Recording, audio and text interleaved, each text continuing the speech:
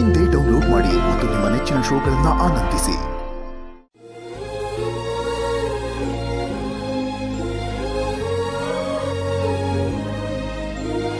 ಬಾವಾ,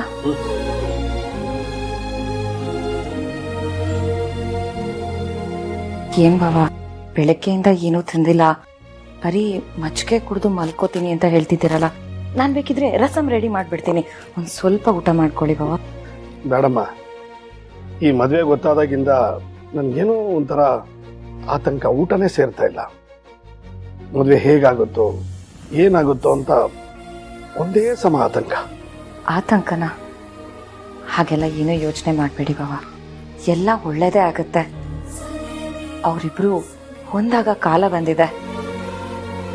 ಅದು ಅಲ್ಲದೆ ಆ ದೇವ್ರ ಕೃಪೆ ಇರೋದಕ್ಕೆ ಇದೆಲ್ಲ ನಡೀತಿರೋದು. ಖಂಡಿತವಾಗ್ಲೂ ಆ ದೇವ್ರ ಆಶೀರ್ವಾದ ಇದ್ದೇ ಇರುತ್ತೆ. ಸರಿನಮ್ಮ. ಸುರೇಂದ್ರ ಫೋನ್ ಮಾಡಿದ್ನಾ? ಅರೇಂಜ್ಮೆಂಟ್ ಎಲ್ಲ ಹೇಗೆ ನಡೀತಾ ಇದೆ ಅಂತೆ? ಹ್ಞೂ ಬಾವಾ, ಫೋನ್ ಮಾಡಿದ್ರು.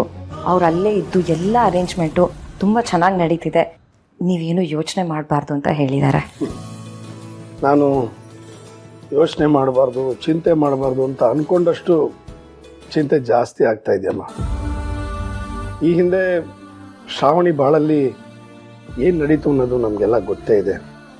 ಈ ಸಲ ಹಾಗಾಗಬಾರ್ದು. ನಮ್ಮ ಸುಬ್ಬು ಈ ಮನೆಗೆ ಅಳಿನಾಗಿ ಬರ್ತಾ ಇದ್ದಾನೆ. ಅದು ನಾವೆಲ್ಲರೂ ಸಂತೋಷದಿಂದ ಒಪ್ಕೊಂಡು ಮದುವೆ ಮಾಡ್ತಾ ಇದ್ದೀವಿ. ಈ ಸುಬ್ಬು ಮನೆಗೆ ಬರ್ತಾ ಇದ್ದಾನೆ ಅನ್ನೋ ಖುಷಿನಲ್ಲಿ ನನಗೆ ಊಟನೇ ಸೇರ್ತಾ ಇಲ್ಲ. ನಿಜ ಬಾವಾ, ಮನೆ ಮಗಳ ಮದುವೆ ನಡೀತಿದೆ, ಮನೆಗೆ ಮಗನಂತ ಅಳಿಯ ಬರ್ತಿದ್ದಾನೆ. ಇದೆಲ್ಲ ತುಂಬ ಸಂತೋಷವಾದ ವಿಚಾರ.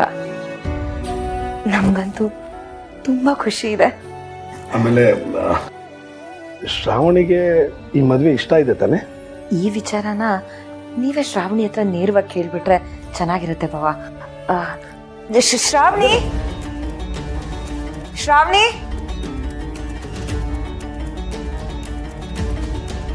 ಏನ್ ಚಿಕ್ಕಮ್ಮ? ಅದು ಬಾವ ನಿನ್ನ ಬಗ್ಗೆ ಏನೋ ವಿಷಯ ಕೇಳ್ತಿದ್ರು, ಅದಕ್ಕೆ ನಾನು ನೇರವಾಗಿ ನಿನ್ನ ಹತ್ರನೇ ಕೇಳಲಿ ಅಂತ ಹೇಳಿದೆ.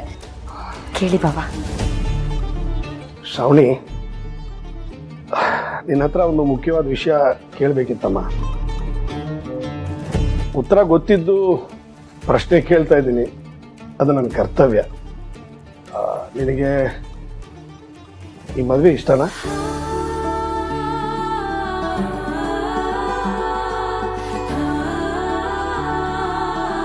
ಇಷ್ಟ ಇದೆ. ನಂಗೆ ಗೊತ್ತಿತ್ತಮ್ಮ, ನೀವಿಬ್ರು ಜೋಡಿಯಾಗಿ ತುಂಬಾ ಚೆನ್ನಾಗಿರ್ತೀರಿ. ಈ ಜಗತ್ತನ್ನೇ ಹುಡುಕಾಡಿ ತಡಕಾಡಿದ್ರು ನಿನ್ಗೆ ಸುಬ್ಬು ಅಂತ ಹುಡುಗನ್ನ ನನ್ನ ಕೈಲಿ ಹುಡುಕಕ್ಕೆ ಆಗ್ತಿರ್ಲಿಲ್ಲ. ಅವನು ನಿನ್ನ ಕಣ್ಣಲ್ಲಿ ಕಣ್ಣಿಟ್ಟು ನೋಡ್ಕೋತಾನೆ. ಮತ್ತೆ ನೀನೇ ಮನೆಗೆ ಸೊಸೆಯಾಗಿ ಹೋಗ್ತಾ ಇದೀಯ, ತುಂಬಾ ಸಂತೋಷ. ಸರಿ ಸರಿ, ಬೆಳಗ್ಗೆ ಬೇಗ ಹೊರಡಬೇಕು, ಬೇಗ ಎದ್ದು ರೆಡಿ ಆಗಿ.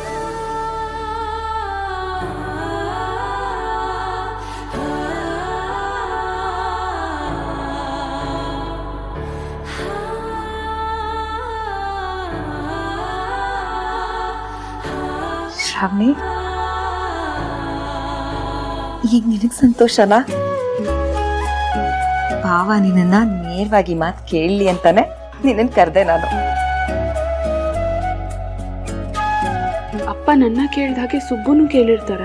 ಸುಬ್ಬು ಮನಸ್ಫೂರ್ತಿಯಾಗಿ ಮದ್ವೆಗೆ ಒಪ್ಕೊಂಡಿರ್ತಾನ? ಸುಬ್ಬುಗೆ ಈ ಮದ್ವೆ ಇಷ್ಟ ಇದೆಯೋ ಇಲ್ವೋ? ಅದಕ್ಕಿಂತ ಮೊದಲಾಗಿ ಸುಬ್ಬುಗೆ ನಾನಂದ್ರೆ ಇಷ್ಟನೋ ಇಲ್ವೋ ಅದೋ ಗೊತ್ತಿಲ್ಲ ನನಗೆ. ಇದನ್ನೆಲ್ಲ ಹೆಂಗ್ ತಿಳ್ಕೊಳ್ಳಿ?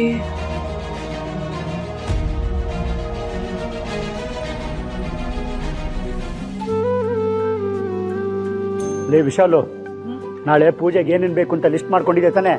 ಆಮೇಲೆ ಅಲ್ಲಿ ಹೋಗಿ ಹುಡ್ಕೋದ್ ಬೇಡ. ನೀವು ಇದ್ರ ಬಗ್ಗೆ ಎಲ್ಲ ತಲೆ ಕೆಡ್ಸ್ಕೋಬೇಡಿ. ಬಟ್ಟೆನೆಲ್ಲ ಸರಿಗೆ ಇಟ್ಕೊಂಡ್ರ ನೋಡಿ. ನನ್ನ ಮಗ ನಾಳಿದ್ದು ರಾಜ ಮಹಾರಾಜ ಇದ್ದಾಗಿರ್ಬೇಕು. ನಮ್ ಕಾರ್ತಿಕೇಯ ಯಾವತ್ತಿದ್ರು ರಾಜಕುಮಾರನೇ. ಕಾರ್ತಿಕೇಯ, ಪ್ರೀತಿ ಯಾವತ್ತೂ ಸೋಲಲ್ಲ ಅನ್ನೋದಕ್ಕೆ ನೀನೇ ಉದಾಹರಣೆ ಕಣಪ್ಪ. ನೋಡು, ನಿನಗೆ ನಮ್ಮ ಶ್ರಾವಣಿ ಮೇಡಮ್ಮರೇ ಸಿಗಬೇಕು ಅಂತ ನಾನು ಎಷ್ಟು ಕನಸು ಕಂಡಿದ್ದೆ ಗೊತ್ತಾ? ಕೊನೆಗೂ ಹಾಗೇ ಆಯ್ತು.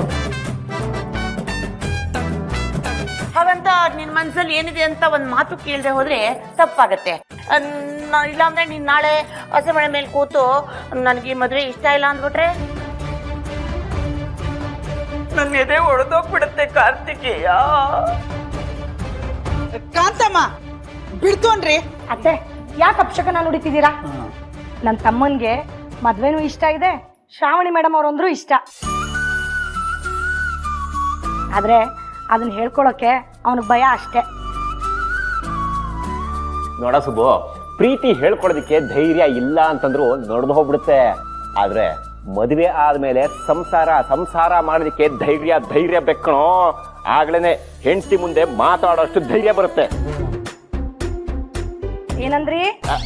ಏನಿಲ್ಲ ಕಣೆ, ಅದು ಹೆಂಡತಿ ಮುಂದೆ ಮಾತಾಡೋ ಧೈರ್ಯ ಮಾಡಬಾರ್ದು, ಒಳ್ಳೇದಲ್ಲ ಅಂದೆ.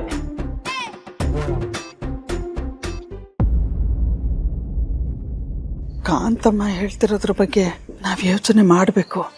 ಸುಬ್ರಹ್ಮಣ್ಯ ಮದುವೆ ಮನೆಗೆ ಹೋದ್ಮೇಲೆ ಮದುವೆ ಇಷ್ಟ ಇಲ್ಲ ಹಂಗೆ ಹಿಂಗೆ ಅಂತ ಕೊಂಕಾಡಿದ್ರೆ ಏನು ಮಾಡೋದು? ಸುಬ್ರಹ್ಮಣ್ಯ, ನಿನ್ನ ಹತ್ರ ಸ್ವಲ್ಪ ಮಾತಾಡಬೇಕು. ನಡಿಯಪ್ಪ. ಏನಮ್ಮ? ನಡಿಯ, ಹೇಳ್ತೀನಿ.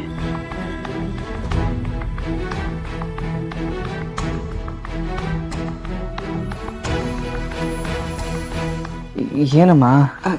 ಸುಬ್ರಹ್ಮಣ್ಯ, ಈ ಕೇಳೋ ಸರಿಯಲ್ಲ, ಆದ್ರೂ ಕೇಳ್ತಾ ಇದ್ದೀನಿ. ಈ ಮದುವೆ ನಿನಗೆ ಇಷ್ಟ ತಾನೆ? ಅಮ್ಮ ಅದು ಏನು ಸುಬ್ರಹ್ಮಣ್ಯ ರಾಗ ಎಳಿತಿದ್ಯಾ? ನೋಡು, ಏನಿದೆಯೋ ಮುಕ್ತವಾಗಿ ನನ್ನ ಹತ್ರ ಹೇಳೋ. ನಿಂಗೆ ಶ್ರಾವಣಿಮ್ಮ ಅಂದ್ರೆ ಇಷ್ಟ ಇಲ್ವೇನೋ? ಅವ್ರ ಮೇಲೆ ಪ್ರೀತಿ ಇಲ್ವಾ? ಈ ಮದ್ವೆಗೆ ನಿನ್ಗೆ ಒಪ್ಪಿಗೆ ಇಲ್ವಾ? ಅಯ್ಯಯ್ಯೋ, ನನ್ನ ಪ್ರೀತಿ ವಿಷಯ ನಮ್ಮನ ಹತ್ರ ಹೇಗೆ ಹೇಳ್ಕೊಳ್ಳಿ? ಹೆತ್ತ ತಾಯಿ ಹತ್ರ ಒಂದು ಹುಡುಗಿನ ಪ್ರೀತಿ ಮಾಡ್ತಿದ್ದೀನಿ ಅಂತ ಹೇಳೋದಾದ್ರೂ ಹೇಗಪ್ಪ? ಇದೇನು ನಾಚಿಕೆನೋ, ಹಿಂಜರಿಕೆನೋ, ಮುಜುಗರನೋ ಒಂದು ಗೊತ್ತಾಗ್ತಿಲ್ವೇ? ಸುಬ್ರಹ್ಮಣ್ಯ, ಮಾತಾಡೋ. ನಿಂಗೆ ಶ್ರಾವಣಿಮ್ಮ ಇಷ್ಟ ಇಲ್ವಾ? ಈ ಮದ್ವೆಗೆ ಒಪ್ಪಿಗೆ ಇಲ್ವಾ? ಅಮ್ಮ, ಇದುವರೆಗೂ ನನ್ನ ಮನಸ್ಸಲ್ಲಿರೋದು ಯಜಮಾನ್ರು ಫೋನ್ ಮಾಡ್ತಾ ಇದ್ದೀರೋ? ಯಜಮಾನ್ರೆ. ಅಯ್ಯೋ ಭಗವಂತ, ಇವನ್ ಯಾಕೆ ಹಿಂಗಾಡ್ತಿದ್ದಾನೆ? ಇವನ್ಗೆ ಮದ್ವೆ ಇಷ್ಟ ಇದೆಯೋ ಇಲ್ವೋ ಒಂದು ಗೊತ್ತಾಗ್ತಿಲ್ವಲ್ಲ. ಆ ಕಾಂತಮ್ಮ ಹೇಳ್ದಾಗೆ ಅಕಸ್ಮಾತ್ ಮದುವೆ ಮನೇಲಿ ಏನಾದ್ರು ಇವನ್ ರಾಗ ತಗದ್ರೆ, ಅಯ್ಯಯ್ಯೋ, ಹಾಗೆಲ್ಲ ಏನೂ ಆಗದೆ ಇರ್ಲಿ. ವಿಘ್ನೇಶ್ವರ, ಏನು ತೊಂದರೆ ಇಲ್ಲದೆ ಮದ್ವೆ ಆಗ್ಬಿಟ್ರೆ ನಿನಗೆ ಹಾಲನ್ನ ಅಭಿಷೇಕ ಮಾಡಿಸ್ತೀನಪ್ಪ.